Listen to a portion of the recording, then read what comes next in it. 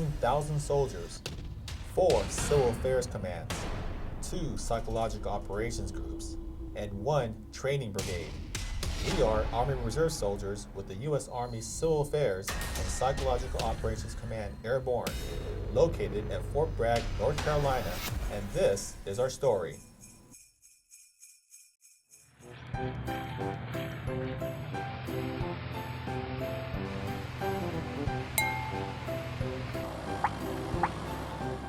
All the way.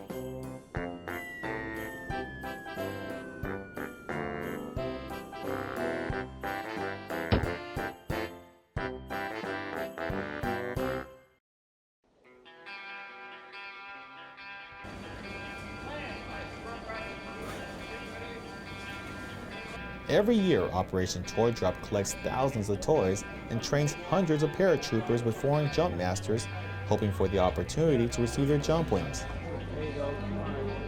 Revisar línea estática. Check static lines.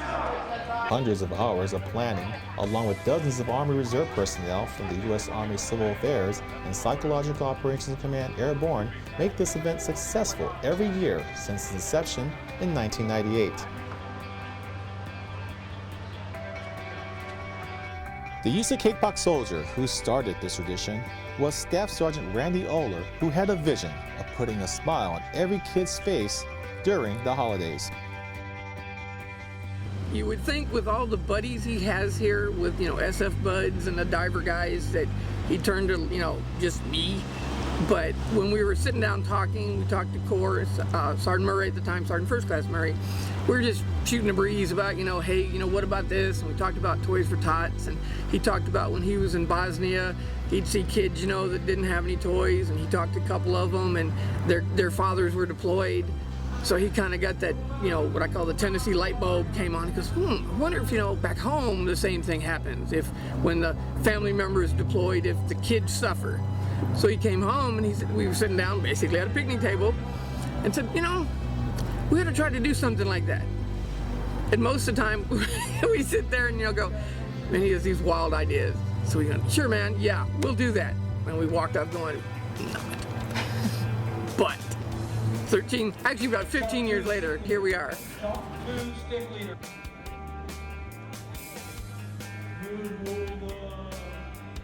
The gentle giant, Randy Oler, my good friend. He was the most gentle guy that you'll ever meet, but he could be a bear when he wanted to be. But everything he did was about the kids. Everything was about the kids. It wasn't about us, it was all about the children. And that was his saying. Just remember who this is for. This is for the kids. Better than half of the people that were in this room today were first-time toy drops. So they got to see what it's really like. We got here at like 5 in the morning, and yeah, I'm having fun. This is my first toy drop. The enthusiasm is very good for the troops. Pretty great that, that soldiers get to do this and help out and at the same time, enjoy themselves. I think it's a blessing that this operation is still going. I think it's probably one of the best things for the local community and the military here. As long as I'm here and as long as Scott Murray, some of us that's been doing this for a long time, be it what way, even, we will keep Randy's dream alive. This little project has now turned into the largest combined airborne operation in the world. We never thought it would be this big. A couple of years we've tried to get bigger. Couldn't do it because deployments, current op tempo. Never thought it'd be this big. A lot of times what we say, bigger doesn't mean size, but being more involved in the community.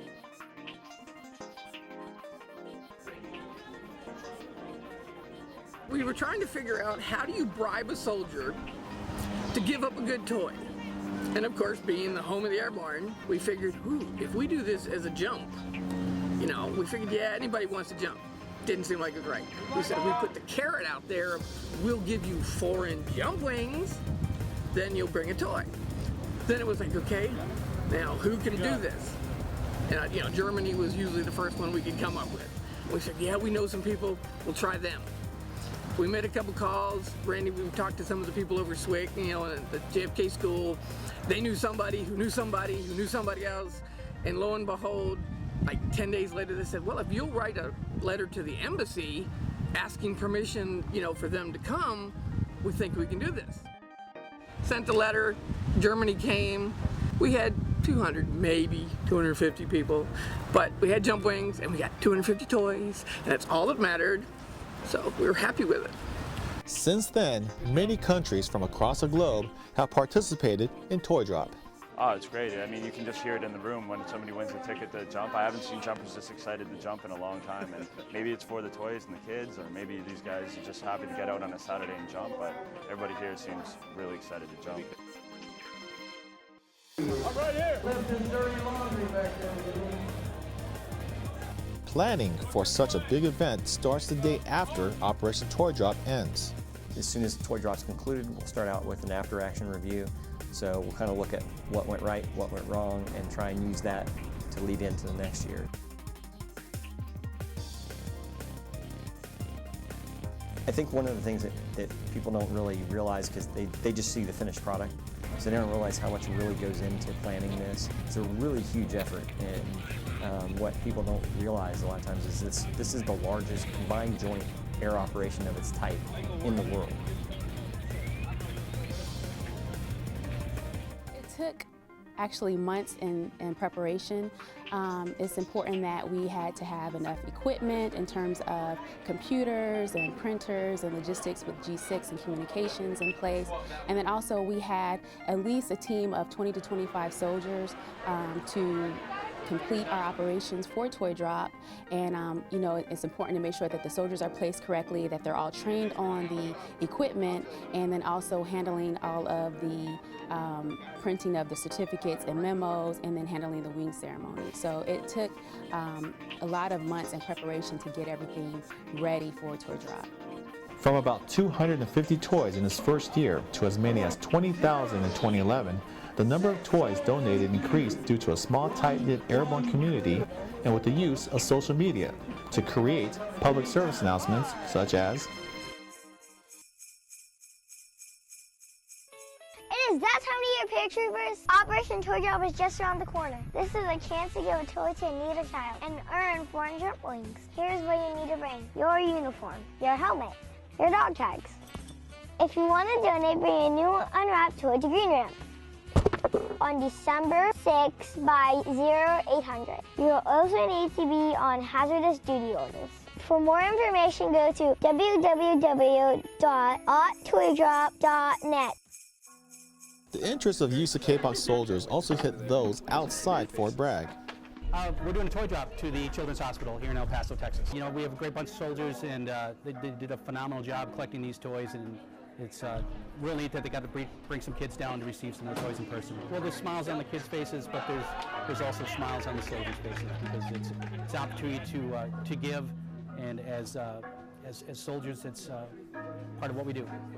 It makes me feel happy, and it makes me, it really makes you understand the meaning of giving in Christmas. It's not just about you and your family, you know. Whoever you can help, whoever you could do something for, if you have the means to do it, then you definitely should.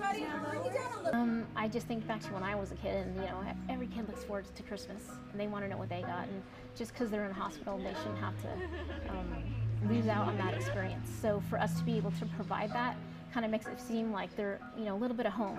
Just thank you for allowing us to help you guys out. Having my grandfather who's from the military, always wanting to meet people, and you know, I've always wished to meet them, but not in a hospital, but I mean, it's the best thing you can ever meet.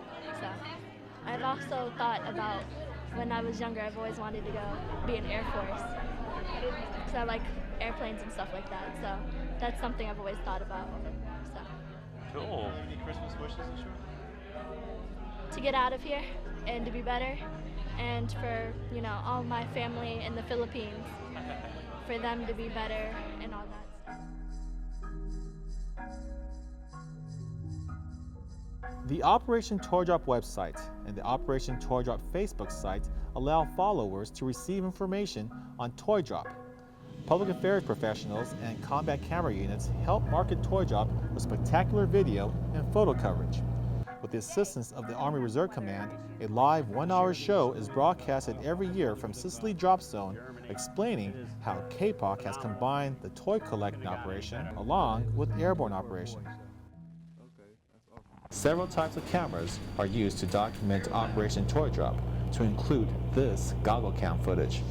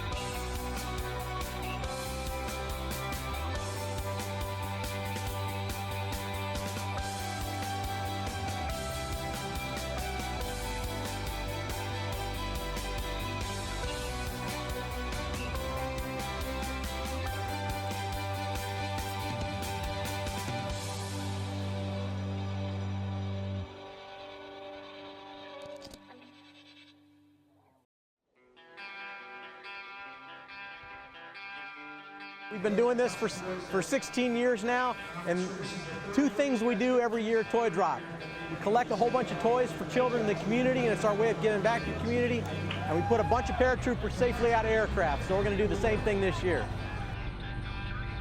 The incentive for the paratroopers to come out here and try to get a shoot and donate a toy is the opportunity to earn foreign jump wings, and we've been able to increase the number of countries that participate each year. Get these little Italian wings and jump in my car.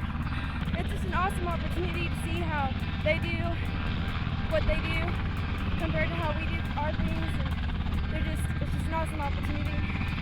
So something I can share that I don't forget. We've got a greater incentive. We collect more toys, we get more shoots, and it's a win-win situation all around. The planning process is in effect, and we will see you once again the first weekend of December.